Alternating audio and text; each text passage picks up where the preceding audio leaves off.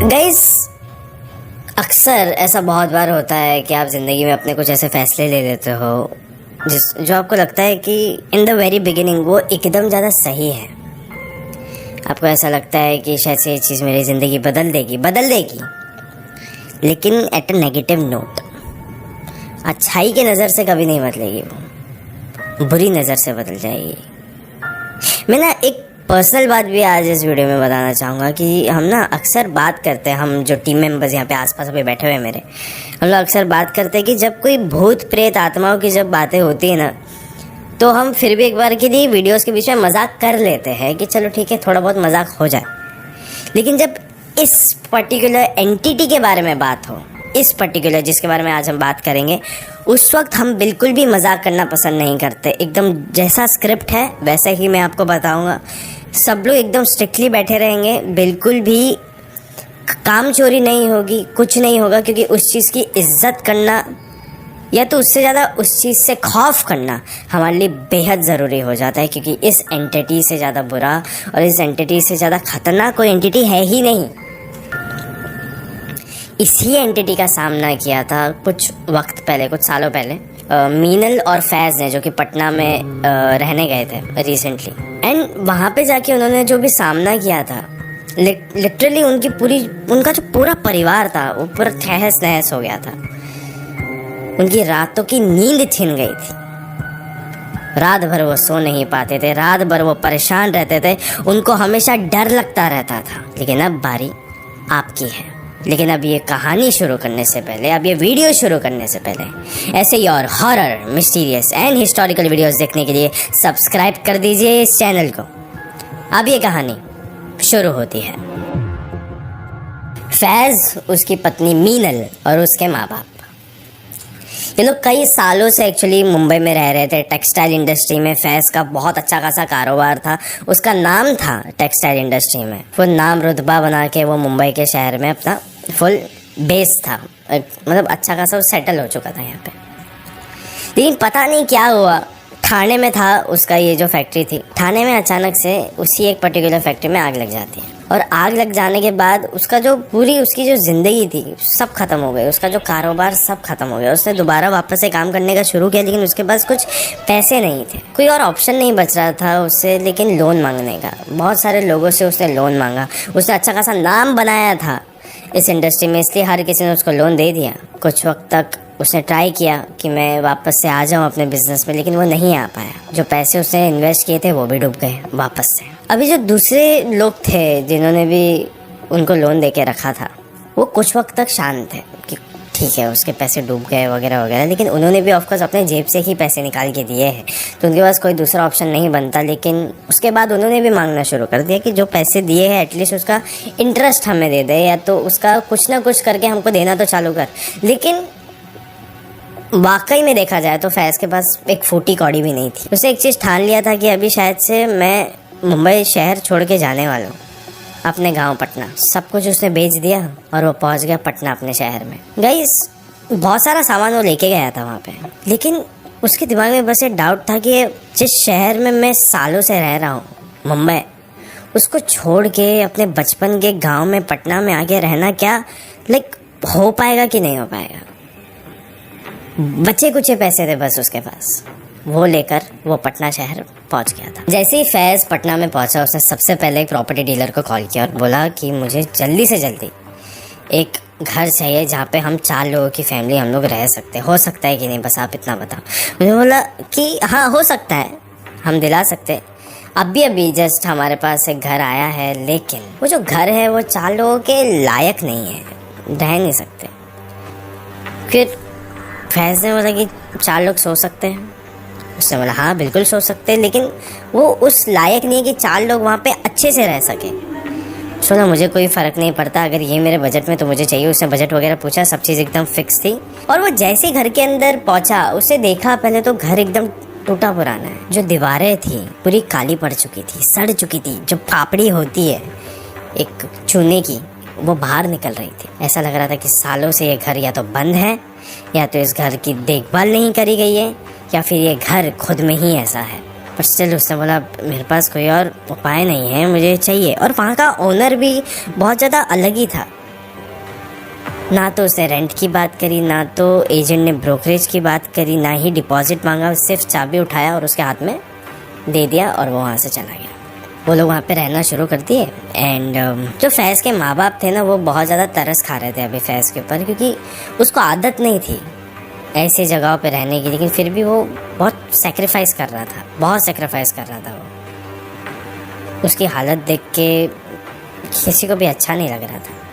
जहाँ पे फैज़ एक समय अपना पूरा कारोबार संभाला करता था टेक्सटाइल इंडस्ट्री का, वहाँ पे अभी वो पटना के सिर्फ एक नॉर्मल से हार्डवेयर दुकान में काम कर रहा है। वो भी एज अ ओनर नहीं, as a just a side boy काम कर रहा है। वो मदद करने का काम कर रहा है। वहीं पे उसका जो परिवार था, वो लोग पटना के उसी घर में रहते थे। उसके माँ बाप दिन भर घर पे रहते थे, मीनल भी दिन भर घर पे रहती थी। एक दिन फैज़ आया और फिर मीनल ने उसको पहले ही हफ्ते एक चौंका देने वाली बात कही। मीनल ने कहा कि एक चीज़ बड़ी अजीब है यहाँ पे इस गली में, दिन हो, दोपहर हो, शाम हो, रात हो, हमारा जैसे ही दरवाज़ा खुलता है बाकी सबके दरवाजे बंद हो जाते हैं। मैं जैसे ही बाहर जाती हूँ, अगर कोई इंसान बाहर रहता भी है मेरे आसपास, तो वो भी भाग के चले जाता है। और जैसे ही मैं मुड़ के कभी भी घर के अंदर आने की कोशिश करती हूँ ना, मुझे ऐसा लगता है कि बाहर से कोई तो झाँक के देख रहा है। और फैज़, तुम्हें भी पता है कि हम लोग ने किचन के पास जो बैल्कनी के साइड है, वहाँ पे कोई भी दरवाज़ा नहीं लगाया है हमने, खाली एक पतला सा पर्दा लगाया हुआ है हमने, एक पतली सी चादर। और हर वक्त ऐसा लगता है कि वहाँ से कोई ना कोई झाँक के मुझे देख रहा है। और सिर्फ झाँक के नहीं देख रहा है, वो मुझ पे हंस भी रहा है, मेरी हालत के ऊपर हंस रहा है कि शायद से हम गरीब हैं, उसके ऊपर वो हंसे जा रहा है। मुझे ये सब चीज़ें बिल्कुल भी नहीं अच्छी लग रही है। कुछ तो गलत हो सकता है यहाँ पे, कुछ तो आवाज़ें हैं इस घर में जो कि बिल्कुल भी सही नहीं है। ऐसी आवाज़ें जो हमारे मुंबई वाले घर में नहीं थी, शायद से जब हम पटना में आए थे तभी भी नहीं थी, लेकिन इस घर में आने के बाद से सब चीज़ें बदल गई है फैज़। फिर फैज़ ने कहा कि ऐसा नहीं हो सकता, हमारा जो घर है गली को एकदम लग के, ये हो सकता है आसपास के जो शोर शराबे की जो आवाज़ है वो सब कुछ हमारे घर के अंदर आ रही हो सकता है कि ये सब कुछ सिर्फ तुम्हारा एक वहम हो। फिर उसके बाद मिनल ने कहा कि फैज़, मैं बहुत अच्छे से जानती हूँ कि एक सही आवाज़ क्या होती है और एक भयानक आवाज़ क्या होती है। मैं इसमें अंतर बहुत अच्छे से जानती हूँ। अब ये एक बार की बात है जब घर पे सब लोग सोए हुए थे, आधी रात थी। मीनल और जो फैज़ थे वो एक साथ सोया करते थे ज़मीन के ऊपर, एंड एक छोटा सा बेड था जिसके ऊपर इसके माँ बाप सोया करते थे। जो मीनल थी ना, वो भी अचानक से आधी रात में ना उसकी आंखें खुली एंड उसका ना हाथ ऐसा बस लग रहा था फैज़ के तरफ। तो उस वक्त देखा कि फैज़ वहाँ पे था नहीं। उसको लगा शायद से बाथरूम गया होगा। फिर उसकी नज़रें गई किचन के उस पार, पर्दे से दिख सकता था कि वो वहाँ पे खड़ा है और किसी से बात कर रहा है।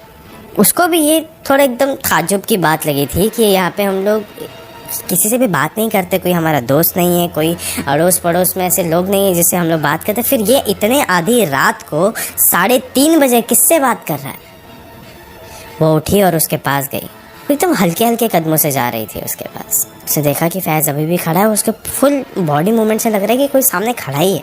जैसे उसने पर्दा हटाया, उसने देखा कि फैज़ वहाँ पे अकेला खड़ा है। ये बड़ा अजीब सी बात लगी उसको। उसने फैज़ को बोला कि तुम यहाँ पे किससे बात करे, वो भी इतनी आधी रात को। फैज़ ने क्या किया रहेगा, क्या उसने कुछ बताया, क्या बोला? नहीं, सिर्फ मुस्कुराया वो और वो अंदर चला गया। मीनल इसके बारे में पूरा दिन सोचती रही। अगली सुबह के बाद उसने बोला कि फैज़ जैसे ही आएगा घर पे, उसी वक्त मैं उससे ये इस बारे में बात करूँगी कि वो रात में बात किससे कर रहा था। फिर फैज़ आ गया, लेकिन ये बार ना वो जल्दी आया घर पे। बहुत अक्सर वो थोड़ा लेट आया करता था, लेकिन आज थोड़ा जल्दी आ गया, शाम के करीब आ गया। मैंने उससे कहा कि मैं ना अभी सो जाता हूँ, बहुत ज़्यादा काम किया है मैंने आज, मैं आज सो जाता हूँ, थोड़ा सरवर दर्द है तो मैं सो जाता हूँ, थोड़ा सा आराम करता हूँ, ज़्यादा बेहतर रहेगा। फिर मीनल ने बोला चलो ठीक है, बाद में बात कर लेंगे। और इस बार वापस से मीनल सो रही थी और आधी रात को वापस से उसको एक आवाज़ आती है, जिसके बाद उसकी आंखें खुल जाती है और वो देखती है कि उसके बगल में उसका पति नहीं सोया है। फैज़ वहाँ पे नहीं है। उसने वापस से कहीं और उसकी नज़र नहीं गई, सिर्फ किचन के पास उसकी नज़र गई कि क्या वो बैल्कनी के बाहर है या नहीं। उसने जैसे ही देखा, बिल्कुल उसकी परछाई थी वहाँ पे, पर्दे पर उसकी परछाई नज़र आ रही थी। वो उठी, वहाँ पे गई, उसने देखा वापस से ये यहीं पे खड़ा है। फिर उसके बाद मीनल ने बोला तुम यहाँ पे क्या कर रहे हो आज वापस से? और वापस से वही होता है। उसने कहा नहीं, कुछ ऐसा फिक्र करने वाली बात नहीं है। वो वापस से मुस्कुराया और अंदर की तरफ चला गया। मीनल बहुत परेशान हो गई थी, लेकिन उसने बोला चलो अभी रात काफ़ी हो गई, मैं सो जाती हूँ। फिर जैसे ही अगले सुबह वो लोग उठे, उसे सीधा उसकी जो नज़र थी वो फैज़ के चेहरे के ऊपर गई। काले काले धब्बे थे उसकी आंखों के नीचे। जो चेहरा था ऐसा लग रहा था, जो बदन था ऐसा लग रहा था वो अंदर से पूरा पिघल रहा है, गल रहा है।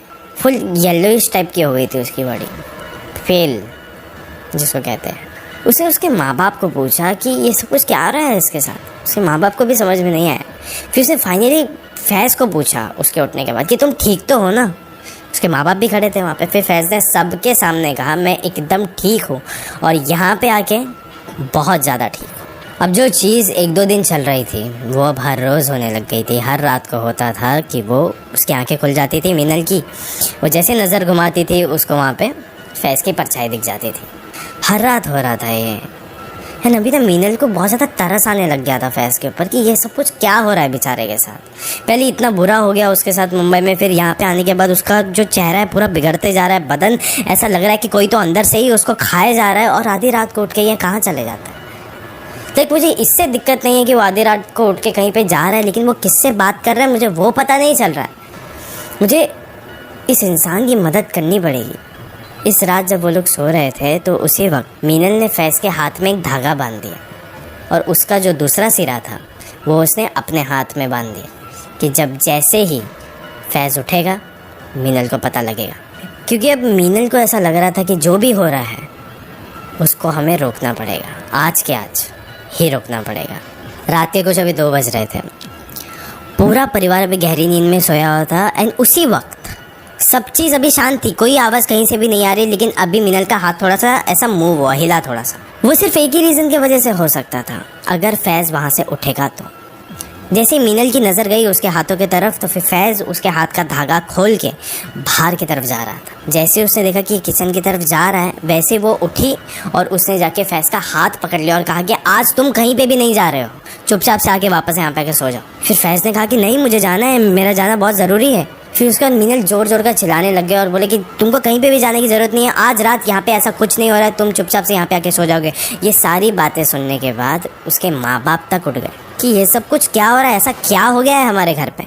फिर उसके बाद मीनल ने बताया कि हर रात को ये हो रहा है कि आधी रात को 2:30 से 3:30 बजे के बीच में जो फैज़ है वो किचन के उस पर्दे के उस तरफ खड़ा हो जाता है एंड किसी तो एक शख्स से बात करता है जो कि दिखता नहीं है।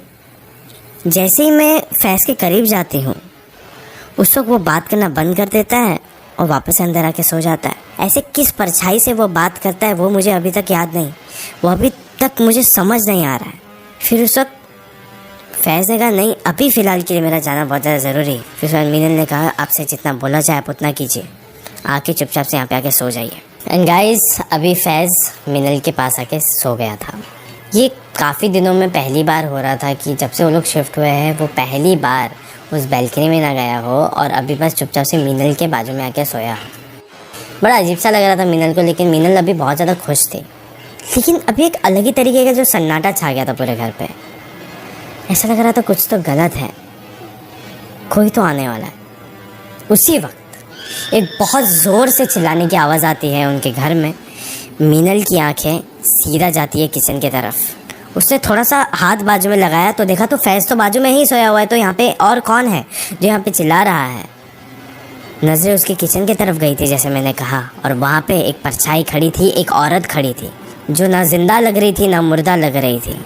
चेहरा उसका पूरी तरीके से बिगड़ा हुआ था, उसके बदन के अंदर से बदबू आ रही थी, चिल्ला रही थी, रो रही थी, तरस रही थी, किसी तो चीज़ के लिए तड़प रही थी। और वो उसी रोने धोने की आवाज़ में चिल्ला के कही कि फैज़ तुम आज मुझे बैल्कनी में मिलने क्यों नहीं आए? तुमको बताया था ना मैंने कि मैं तुमसे बहुत मोहब्बत करती हूँ, तुमको आना चाहिए था आज बैल्कनी में, तुम मुझे मिलने क्यों नहीं आए? और ये ऐसी बात नहीं थी कि जो सिर्फ और सिर्फ मीनल और फैज़ ने सुनी हो, फैज़ के माँ बाप ने तक सुनी थी ये वाली बात। ये जो मंजर था ये इतना ज़्यादा खौफनाक मंजर था, इतना भयानक लग रहा था कि लोग वहाँ से भाग के चले गए आधी रात में। वो चारों के चार वहाँ पे सब चीज़ें सारा सामान छोड़ के वहाँ से भाग निकले। सोचिए सिर्फ उनके पास उनका फ़ोन था, पैसे वैसे सब घर के अंदर छोड़ के वो लोग वहाँ से निकल गए, वो भी आधी रात को। अगले दिन फैज़ के पिता ने एक मौलवी को संपर्क किया और उसको एक दरगाह में लेके गए जहाँ पे वो मौलवी बैठा करते थे। पूरा परिवार था वहाँ पे फैज़ का। जैसे मौलवी ने फैज़ को देखा, उन्होंने बोल दिया आपके बेटे को देख के मुझे पता चल रहा है कि ये साधारण इंसान नहीं रहा। अब आप जिस घर पे रहते हो या फिर कहीं से भी कोई भी हो, आपके बेटे के पीछे एक जिन्नी है, वो दीवानी हो चुकी है इसके पीछे, वो पागल हो चुकी है, मोहब्बत में पड़ गई है इसके। एंड मैं आपको बता देता हूँ एक चीज़ कि ये जो जिन्नात जिन्नी होते हैं ये भी मोहब्बत करते हैं, प्यार करते हैं, शादी करते हैं। एंड इनसे अलग होना बहुत ज़्यादा मुश्किल होता है। इनमें भी इमोशंस होते हैं, लेकिन ये खुद आपको अलग नहीं करना चाहेंगे। इनसे अलग होना मतलब सिर्फ एक चीज़ के नज़दीक जाना, और वो है मौत। आपके बेटे के साथ ये सारी चीज़ें हो सकती हैं। मीनल ने ये सारी बातें सुनी एंड वो बहुत ज़्यादा घबरा उठी थी। वो सोची थी कि ये सब कुछ क्या हो गया मेरे पति के साथ। ये सब कुछ करके वो लोग बस अभी घर पे ही जा रहे थे कि उस वक्त एक नेबर मिली उनकी। उसने कहा कि आपको वो रीज़न बताती हूँ मैं कि हम लोग हमेशा दरवाज़ा क्यों बंद रखते हैं जब आपका दरवाज़ा खुला होता है। इसके लिए क्योंकि आपके घर पे ना एक जिन्नी रहती है, और वो बिल्कुल भी अच्छी नहीं, किसी को खुश नहीं देखना चाहती है, किसी को भी खुश नहीं देखना चाहती, हमें तक नहीं। अगर वो हमें दिख जाए तो वो अगर हमारे घर की तरफ नज़र भी घुमा दे तो हमारे जो घर के पेड़ पौधे होते हैं वो तक मुरझा जाए। वो इतनी ज़्यादा मनहूस है, इतनी ज़्यादा ख़तरनाक है। और वो चीज़ के साथ तो आप उस घर पे रहते हो। मैं आपको एक बात बताती हूँ मीनल, आपके यहाँ पे आने से पहले यहाँ पे एक परिवार रहा करता था। उसके भी पति के पीछे ये जिन्नी दीवानी हो गई थी। लेकिन एक दिन आता है और वो जो आदमी था फिर उसने इसी घर में आत्महत्या कर दी थी, अपनी जान दे दी थी। और तुमको पता है ये सारी चीज़ें कब हुई? आपके इस घर पे शिफ्ट होने के एक दिन पहले। आपके इस घर पे शिफ्ट होने के एक दिन पहले यहाँ पे उस इंसान की मौत हुई थी, और उसके अगले दिन ही आप लोग यहाँ पे शिफ्ट हो गए। और वो लोग भी घर छोड़ के चले गए थे आधी रात को, जैसे कि आप लोग भागे थे आधी रात को। जब मीनल को ये सारी बातें पता चली कि अब वो जिन्नी इसको नहीं छोड़ने वाली है फैज़ को, तो उसने भी ये फैसला कर दिया था कि अगर वो नहीं छोड़ रही है तो फिर भी मैं इसका साथ नहीं छोड़ूंगी, मैं इसके साथ ही रहूँगी। चाहे मौत कभी भी क्यों ना आ जाए, चाहे इसको मौत कभी भी क्यों ना आ जाए, मैं इसके साथ ही रहूँगी। इस कहानी के अंत होने से पहले मैं आपको एक बात कहना चाहता हूँ कि ये जो जिन्नात होते हैं ये बहुत ही ज़्यादा भयानक होते हैं। इनके इलाके में जाने के बाद आप पूरे इनके हो जाते हो। आपको खुद ही इनको आत्मसमर्पण कर देना चाहिए, सरेंडर करना चाहिए, क्योंकि ये खुद सोचेंगे कि आपको बाहर जाने देना चाहिए इनके इलाके से या नहीं। आप इनके बिना मर्जी के यहाँ से नहीं निकल सकते, इनके इलाके से नहीं निकल सकते। जिन्नात बहुत ज़्यादा खौफनाक होते हैं। ये कोई आम भूत प्रेत जैसे नहीं होते। This is the most dangerous entity of this world. आप इनका सामना भी नहीं कर सकते। ये आपके बदन को अंदर से पूरी तरीके से गला सकते हैं, इतनी ज़्यादा ताकत है इनमें। और ये जो जिन होते हैं ये किसी भी इलाके में होते हैं। ऐसा नहीं है कि अगर इस फलाने जगह पे इसकी मौत हुई है तो यहाँ पे ये आत्मा भटकती होगी। जिन्नात हर जगह पे मौजूद है। शायद से मेरे आसपास भी होंगे, शायद से आपके आसपास भी होंगे। एक बार नज़र घुमा के देख लीजिए।